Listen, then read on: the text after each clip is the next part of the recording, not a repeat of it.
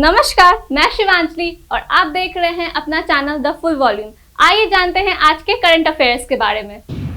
Question 1, किसने artificial intelligence और data analytics का उपयोग करके अपनी परिचालन दक्षता में सुधार करने हेतु इंडियन स्कूल ऑफ बिजनेस के साथ समझौता किया है? Option A Yes Bank, option B पर्यावरण मंत्रालय, ऑप्शन सी भारतीय रेलवे, ऑप्शन डी भारतीय स्टेट बैंक। और आपका सही उत्तर है ऑप्शन सी भारतीय रेलवे। भारतीय रेलवे ने आर्टिफिशियल इंटेलिजेंस और डेटा एनालिटिक्स का उपयोग करके अपनी परिचालन दक्षता में सुधार के लिए हैदराबाद में इंडियन स्कूल ऑफ बिजनेस के साथ साझेदारी की है।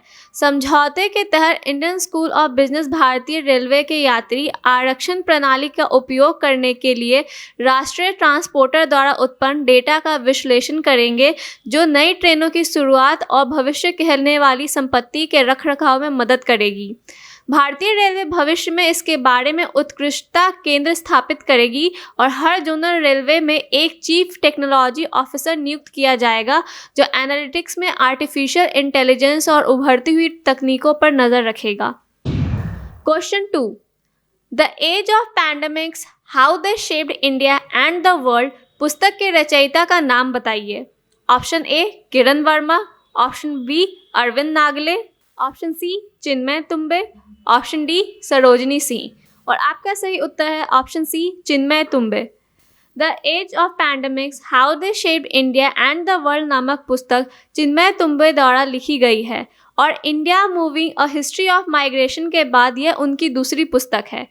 पुस्तक में हैजा, प्लेग और इन्फ्लुएंजा की महामारी के विभिन्न पहलुओं का वर्णन किया गया है, जिसमें 1870 से 1920 के बीच भारत में 70 लाख से अधिक लोगों की मृत्यु हो गई थी।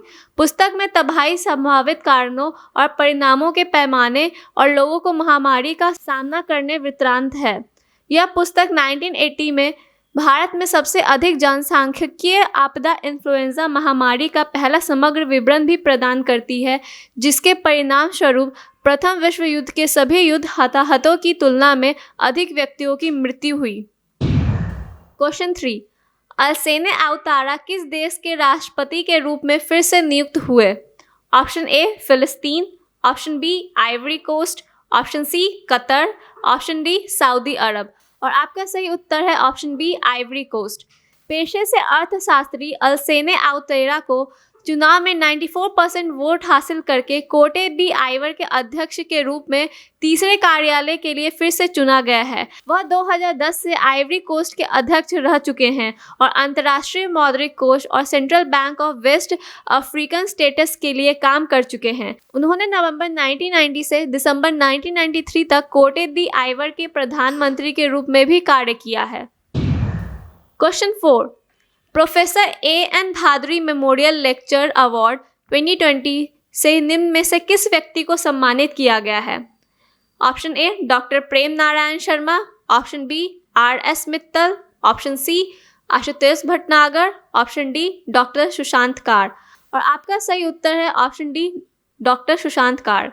सोसाइटी ऑफ बायोलॉजिकल केमिस्ट ने लेशमैनिया डोनोवानी के रोग जनन क्षमता एवं उसके अस्तित्व की रणनीति को समझने की दिशा में किए गए महत्वपूर्ण शोध कार्य को मान्यता देने के लिए वरिष्ठ वैज्ञानिक डॉक्टर सुशांत कार को इस साल के professor A.N. Bhaduri memorial lecturer award के लिए चुना है। क्वेश्चन 5, 210 मेगावाट की लुहरी स्टेज 1 हाइड्रो पावर परियोजना किस नदी पर बनाया जाएगा? Option A Sutlej, option B Narmada, option C Brahmaputra, option D Ganga. और आपका सही उत्तर है ऑप्शन ए सतलज। 210 मेगावाट की लुहरी स्टेज 1 हाइड्रो पावर परियोजना हिमाचल के शिमला और कुल्लू जिले में सतलज नदी पर निर्माणाधीन है। यह परियोजना प्रति वर्ष 758.20 मिलियन यूनिट बिजली उत्पन्न करेगी और इसे सतलज जल विद्युत निगम लिमिटेड द्वारा राज्य सरकार और भारत सरकार के बिल्ड ओन ऑपरेट मेंटेन आधार पर सक्रिय समर्थन के साथ कार्यान्वित किया जा रहा है।